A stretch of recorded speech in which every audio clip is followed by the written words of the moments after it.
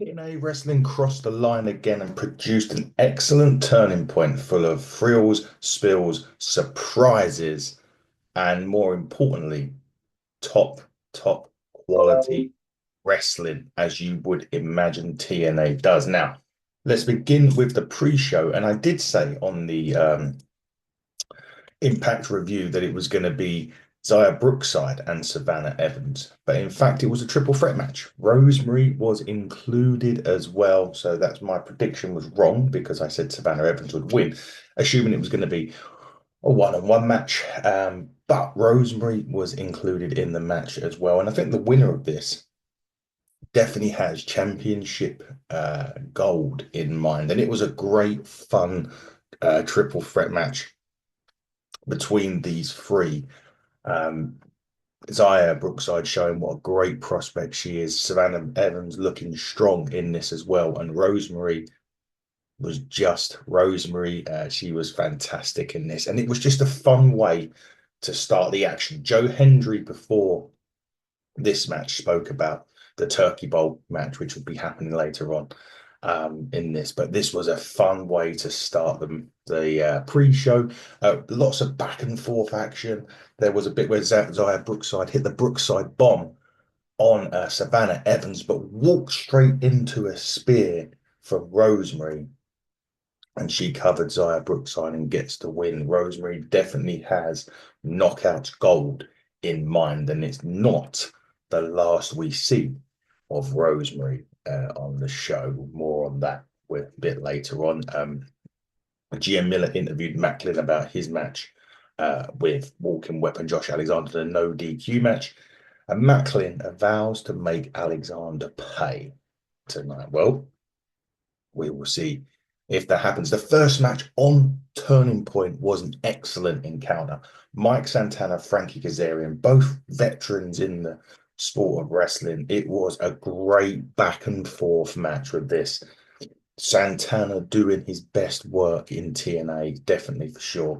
I think it's his Kaz's money making time for Kaz. He is just brilliant at what he does. As I said, a great back and forth match in and out the ring during this. Kazarian hit a great leap in DDT on the ring apron on it. And Santana sold it perfectly, to be fair. He was struggling to get in. It was that was an incredible move. And then there was a lot of back and forth in between this. I didn't actually think Santana would make it in the ring, to be fair, from that DDT, but he did. And there was a bit there where Kazarian went to the top rope and Santana coming like Kurt Angle leaped on top of it and throwing Kazarian overhead for a big sort of comeback spot at this point. Um, it was a really, in that point then, because that sort of Santana took control, hits a rolling buck 50. You think that could be the end. That was only a close two. And then Kazarian takes control again. Um, and then there was a big cutter involved in it. And then finally, as Kazarian sets up the fade to black, Santana hits the spin block to pick up the victory. Quite out of nowhere, to be honest with you. Kazarian was setting up for the victory at this point. So really solid, fun opener to begin Turning Point as I take a sip of my cappuccino. Just be warned. In that really fun, Santana now must be looking towards the TNA Championship, as we said that he potentially would be at some point. And obviously, Kazarian has that shot, the call your shot opportunity that you can take at any time. So, would he take it tonight? Who knows? There was a bit of backstage stuff with the system. Moose wants to send Laredo Kid a message tonight. He wants to take his mask, was actually. And Eddie Edwards was in there as well, saying that he's leaving the show as TNA World Champion. Well, what we did know was somebody was leaving the show in a turkey bowl, man, in a turkey suit with the turkey bowl match. It was Brian Myers, it was Eric Young, John Skyler, Hammerstone, and Rhino. I'm not sure if Hammerstone got injured in the early goings of this match. It did. They sort of split up immediately, spiraled into groups of twos. Um, And there was a bit there where the referees were checking Hammerstone's all had some medical attention on his leg. Not sure if it's if it was a stinger or whatnot. He did carry on during the match actually, and he did get physically involved again in the match, but it looked like he had definitely suffered a legitimate injury to his leg. Hopefully, it's not serious, and then hopefully it was just a stinger, and he'll be fine. But there, of course, with the TNA legend that is Rhino, he was never not going to get a gore. But funnily enough, it was Myers that hit the gore on Rhino or the spear in this one. But this match was a load of fun. I mean, six guys in there that Eric Young. When Eric Young's in there, magic's going to happen. Obviously, Joe Hendry, the most over guy in wrestling right now. The system's Brian Myers. It was always going to do anything that he could do to win. The strength and power of Hammerstone. Yes, he may have been injured during it, but he's still a top competitor. Skyler's definitely one that goes under the radar a little bit on TNA. But as Myers takes that Rhino with a spear, he sets up for another one, but gets hit with the standing ovation and gets the pin. My prediction was true.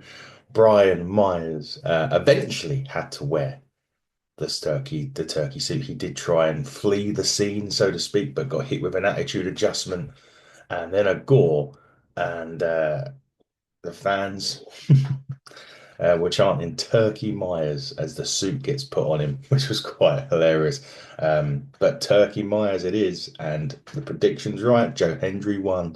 Myers had to wear the turkey uniform. They've done a little bit about Rosemary here, as she was going for the women's championship, the Knockouts Championship, and she would do whatever it takes to do it. So, there is that Knockouts Championship match a bit later on in the show as well. So we're going to find out if Rosemary has anything, if Rosemary gets involved in that match. We'll see. X Division, X Division, X Division, X Division match, Moose and Laredo Kid. I did say on the review that I felt that this match would be, somewhat of a squash match, and I was right. Laredo Kid did pretty much get squashed by Moose on this. The only thing I would say, and there's a little bit of a, say observation or a little bit of something that I would say criticism really is I don't see why Alicia Edwards needed to be out there. It didn't make a lot of sense. I don't, and although she didn't really get involved too much in distractions, it was more like when Laredo Kid got sent to the outside, she would sneak in a few cheap shots along the way. I don't think she really needed to be there. Moose was quite easily, and he quite easily got through this match without, too much issues. I mean, he did get caught in a Spanish fly, and see Moose take a Spanish fly, by the way. That is quite an incredible feat. But Moose took straight back over, hits the spear, 1, 2, 3 for the relatively easy win on this one.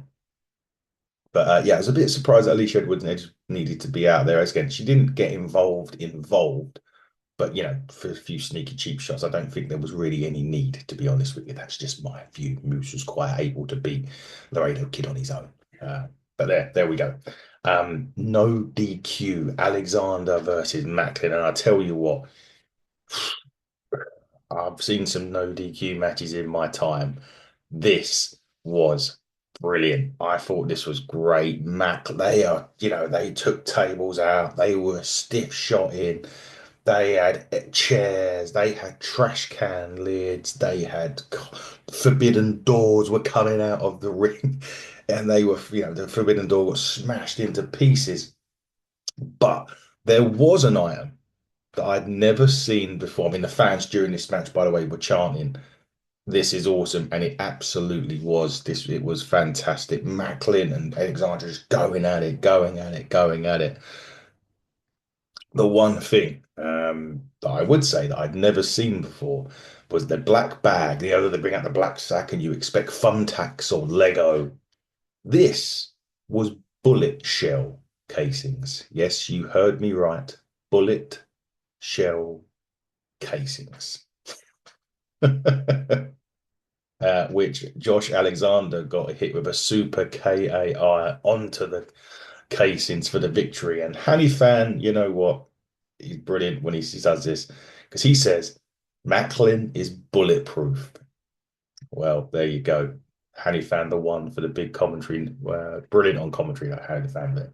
Um, a great one, a great one. But that match, I tell you what, was brilliant, absolutely brilliant. You need to go and watch it. It is fantastic. TNA Plus app, by the way, TNA Plus app. Get yourself downloaded, get yourself on that. You're missing out on some great, great action. Now comes a surprise, and to do the surprise, I need to drink some coffee, so bear with me. It was a Hardys and Ace Austin. It was supposed to be Trey Miguel, Zachary Wentz, and Kushida. Trey Miguel, due to flight issues, was unable to make it. They had to bring a surprise in, or they had to bring somebody in. Did they bring somebody in? Bruh. They brung Matt Riddle in. Great, great surprise for this. I mean, this was brilliant. I love this. I love what I did like was TNA did put the GoFundMe out there for Chris Bay again before the match started. Obviously, Chris Bay suffered a severe injury to his neck during a match with the Hardys during an Impact tape, and we never aired that match. Never aired, thankfully. But this, and again, the Hardys always get it. The reaction, Ace Austin gets a reaction. Matt Riddle got a reaction, and this was just brilliant again. This is like, you know, um, it was just brilliant. I mean, Matt Riddle, the crowd loved it. The crowd were chanting bro all the way through. But this was a great six man. Considering the last minute change they had to make, it was a brilliant six man tag team action. The Hardys doing the Hardy stuff, what about that? Ace Austin just being really, really. It shows what a great singles competitor is, because sometimes you forget that when they're in a tag team, how good of a single both him and Chris Bay actually are. It was great to see Riddle in the ring for the TNA for the first time, and he was doing some great suplex sequences on there. It was, brilliant. And Ace Austin was the one really taking the brunt of the punishment. Normally it's Jeff, and Jeff makes the hot tag to Matt. And in this case, it was Austin, and Austin made the hot tag to Matt Hardy, and he shifts momentum back into the favor and eventually sets up Jeff Hardy, obviously. For the Swanton bomb finish, and they get the victory, and they do show respect to their competitors afterwards, and Riddle for that matter. And Riddle, it was brilliant to see him. He looked great.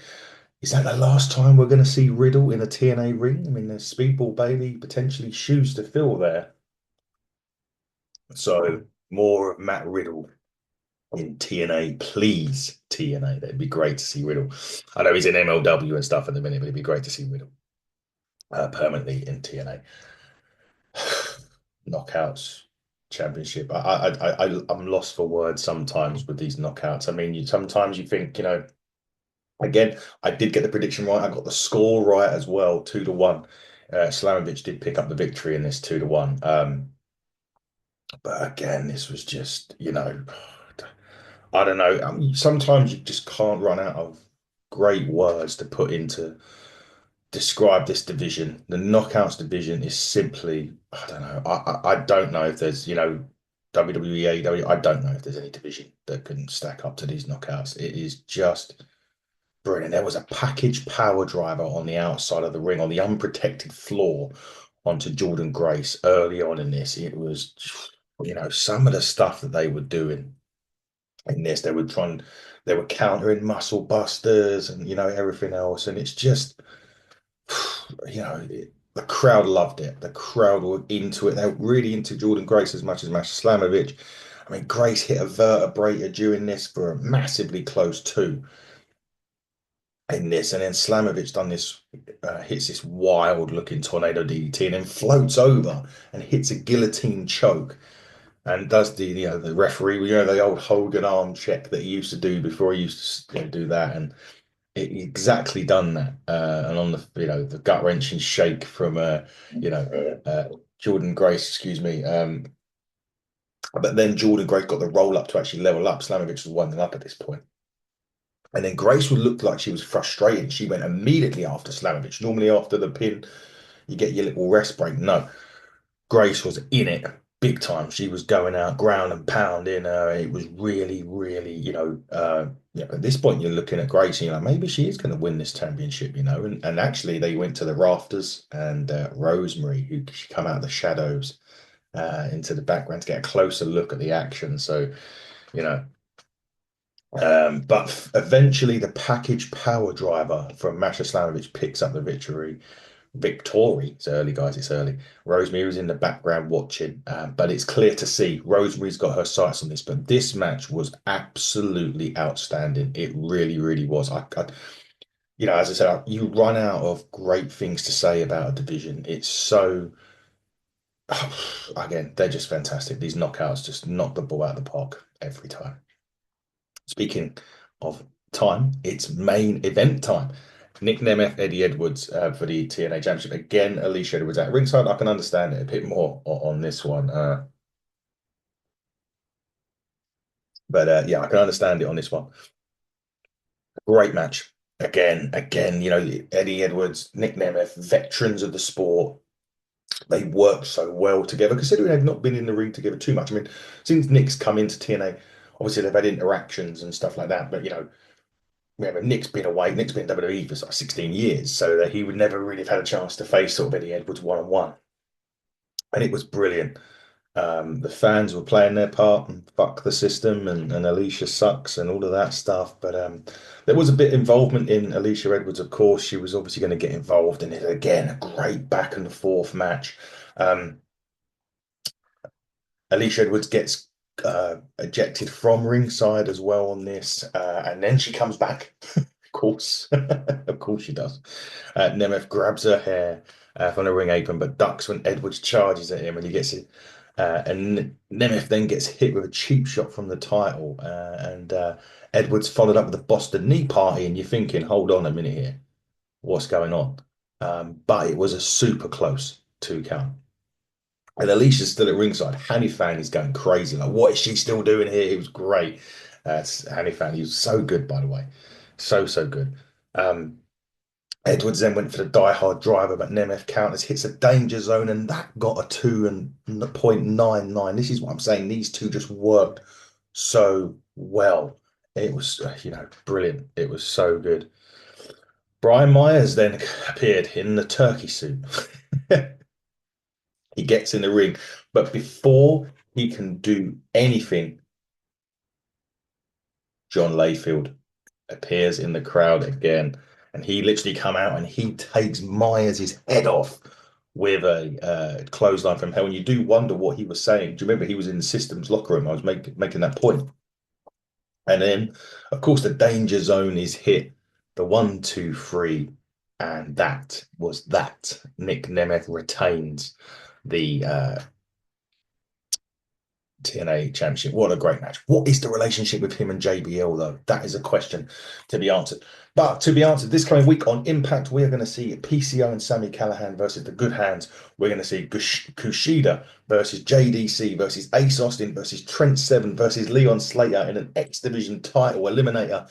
And to top all that off, the Hardy Boys will be in action. Guys, get yourselves downloaded on the TNA Plus app. Get that download it, get subscribed. Like I say, you're soon going to be saving $9.99 if you've got a network subscription.